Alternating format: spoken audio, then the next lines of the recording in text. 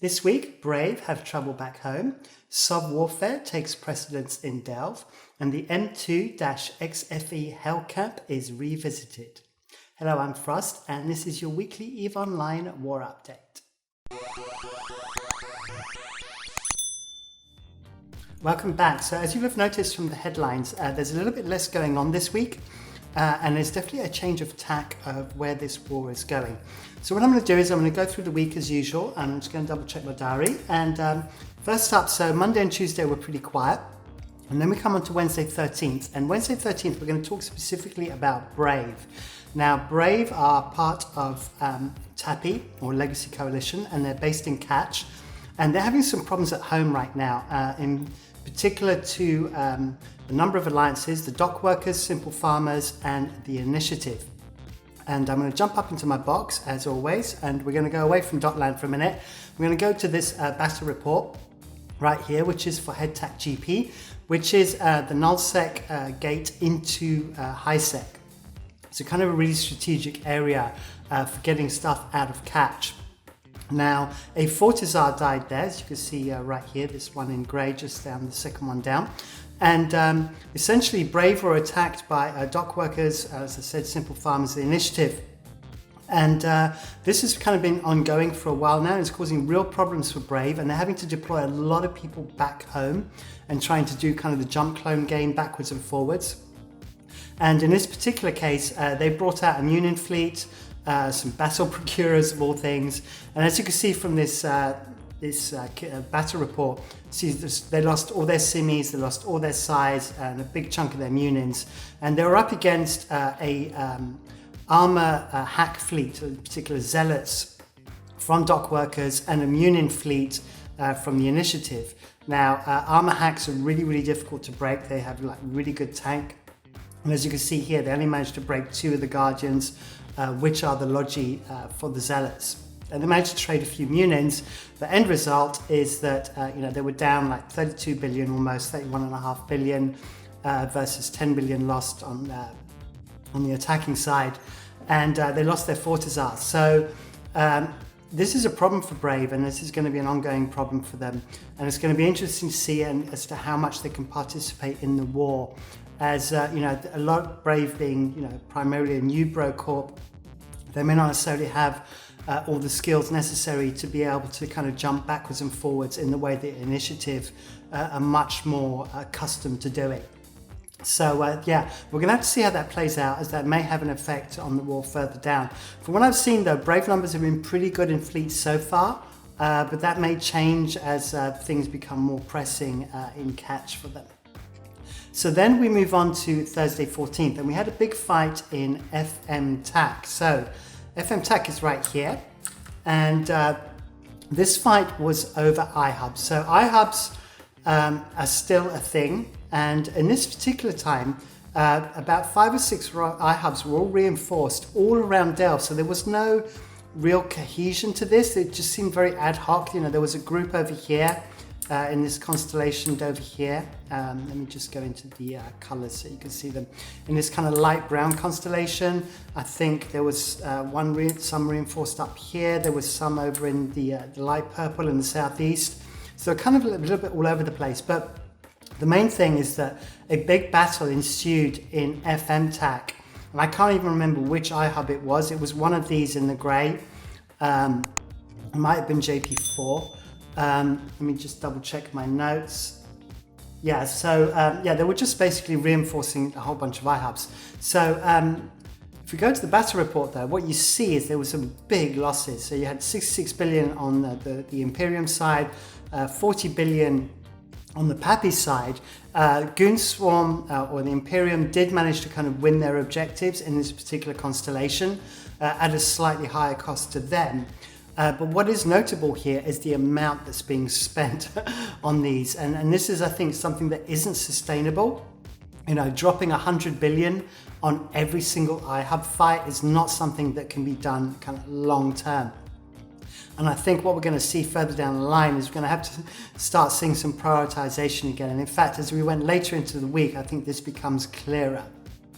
So that was kind of Thursday the 14th. Then once again, Friday was pretty quiet, and then we got to Saturday the 16th, and Saturday the 16th was a fight over DTAC W. So it was the iHub that was right here. So if you remember, this iHub was originally held by Pandemic Legion.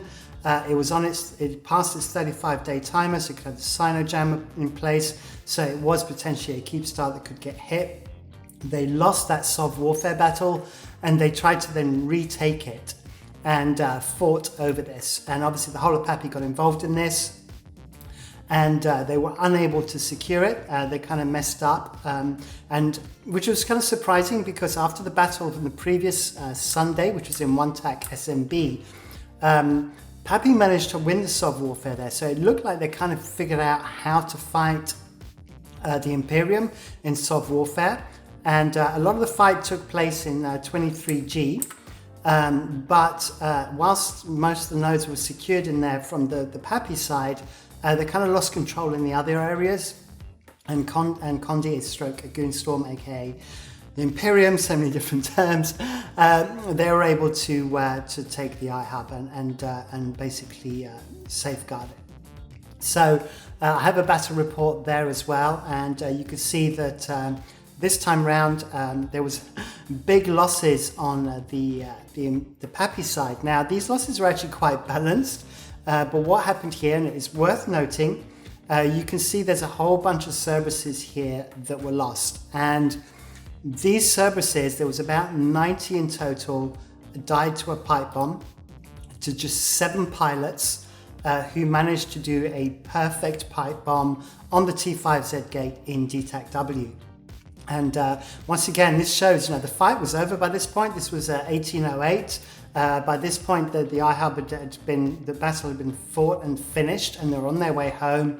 They got complacent, and they lost about 26 billion to just 7 pilots in bombers. So, that was a very good bombing run. I mean, Test are good at bombing runs as well. They had a pretty good one the previous week. But it just shows that you cannot be complacent at any time. Because, like I said, losing 26 billion like this, when it's at the really critical points, by the way, there's no rigs in that SERP. Wow, no rigs fitted. Okay, yeah, that was a quick undock, clearly. Check your rigs, first rule of fleet preparation, right?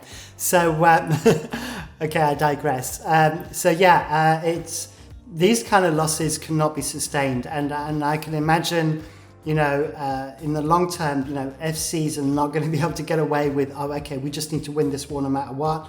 Now, I think people are going to be pulled up on things like this and making, silly mistakes. And they should be warping to a ping, getting jackdaws on the gate, and then warping down, that kind of thing. So, anyway, so that was kind of Saturday the 16th. Then we came on to Sunday the 17th. And before we come on to Sunday the 17th, I'm just going to say quickly, please do subscribe if you enjoy what I do. Make sure you hit the bell icon as well. It's really important. Make sure it's definitely clicked so you can get notifications of my regular updates. And please be sure to leave me comments as well. I'm always curious to see what your thoughts are on this war, on particular things that I mentioned, when you think they're important, where you think the battle's going to go next, all this kind of stuff. You can also come onto my Discord as well, which is linked in the description, and talk about it there. And I have people from all sides of the war engaging in conversation on my Discord, which is absolutely awesome. And please join the community. It'd be great to have you there.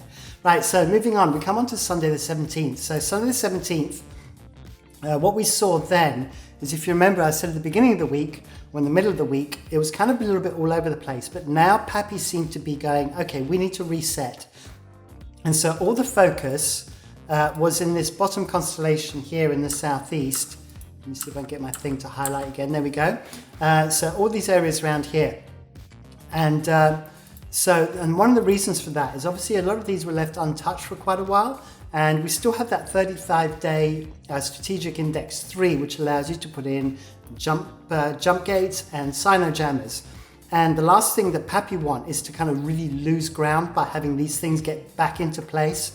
And so they really need to get on top of these kind of early systems. If you remember, this was all the way back in October that these were fought over, straight after the anchoring of Keepstar and YZ9.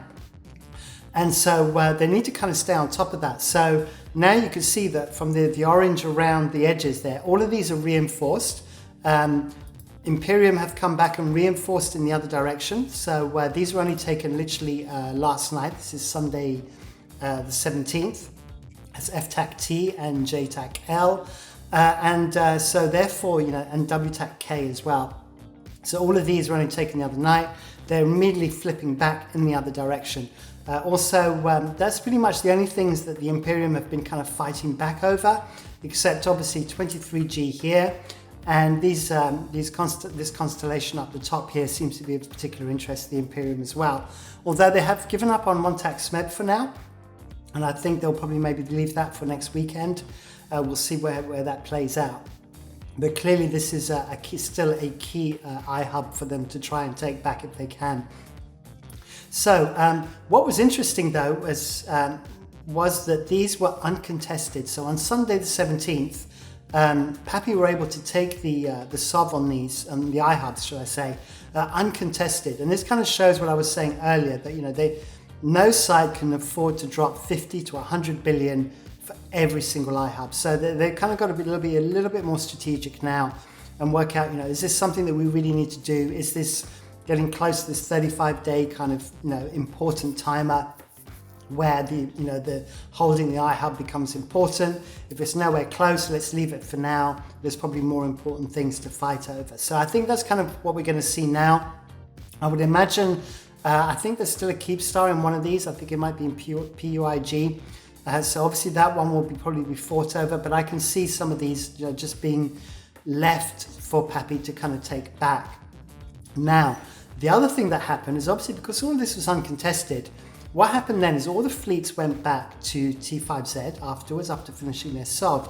And what happened then is they all suddenly jumped into M2 TAC. In fact, they jumped into 5 TAC C and gated into M2 TAC and started hitting the bubbles there. So as you know, we have the big Hellcamp in M2 TAC where all these Titans and Supers are caught, logged off with bubbles around the login points. And so PAPI started hitting the bubbles. And whilst they did clear a few bubbles, the main purpose of this was to see the response time and the response capabilities of the Imperium of a unannounced attack into M2 TAC. And one of the things that was noticed was that because of the sheer number of Imperium members in 1DQ, they actually create 10% tie-dye for themselves in 1DQ, and that's on a different node to M2 TAC. And so M2 TAC is all happening in real time, whilst 1DQ is all happening at 10% tie-dye. So that's going to be a problem that has been spotted by PAPI and is potentially going to be used to their advantage. And in fact, the perfect example of that is the fact they managed to drop an ASBEL into M2 TAC. Now, they didn't drop it on grid, they dropped it way off grid.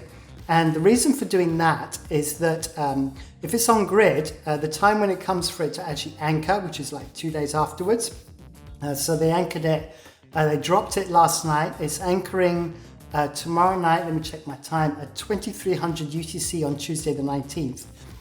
Now, if they put it on grid, then when the time comes for it to actually anchor, then all of the supers and all of the capital carriers that are sitting on the Keepstar could have just moved all their fighters over, swarmed it with fighters, and they would have killed it no matter what.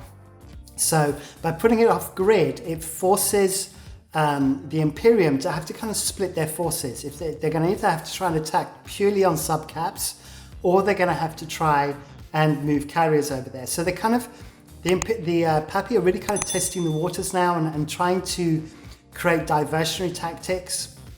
And the reason also for dropping these ASBELs is that it provides them with a jumping point where they can tether.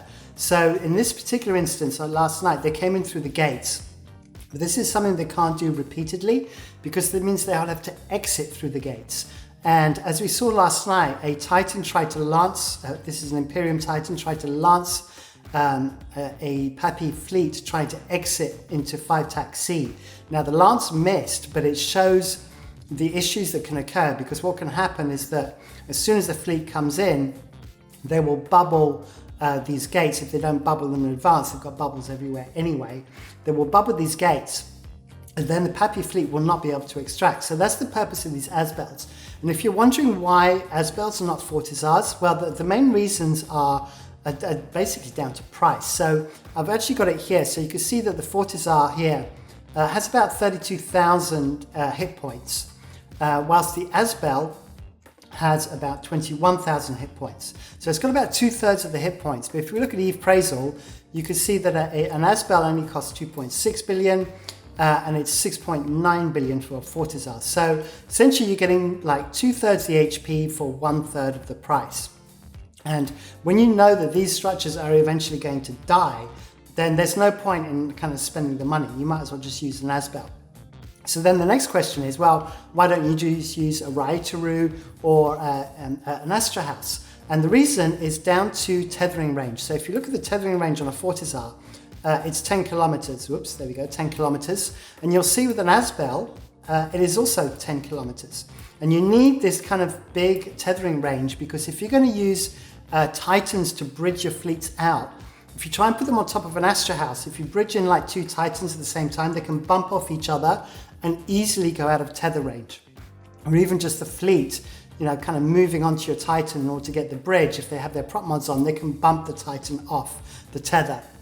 And so you need at least this kind of tether range in order to be able to make sure that your Titans are reasonably safe to be able to bridge fleets out. So that's kind of the reasons for the Asbels. And so PAPI dropped an Asbel, in particular Pandemic Horde, I believe, dropped the Asbel at the same time that they were kind of shooting these bubbles. And the 10% tie-dye in 1DQ is what allowed them to then give them enough time to then anchor this Asbel. Then notably earlier today, Fraternity also dropped an Asbel, and this anchors 2 p.m, so it's 1400 UTC on Wednesday the 20th. So they're kind of dropping them in different time zones as well. So that's going to be testing, you know, the Imperium in kind of different time zones. And I can imagine more of these are going to get dropped. I think it's going to become, they're going to seed these all over the place and try and pull apart this Hellcamp that is currently taking place in M2 tag. So there you go. That kind of brings things up to date. Now, where does it go from here? So obviously PAPI are going to try and reinforce, you know, take over all these iHubs back again in this constellation in the southeast.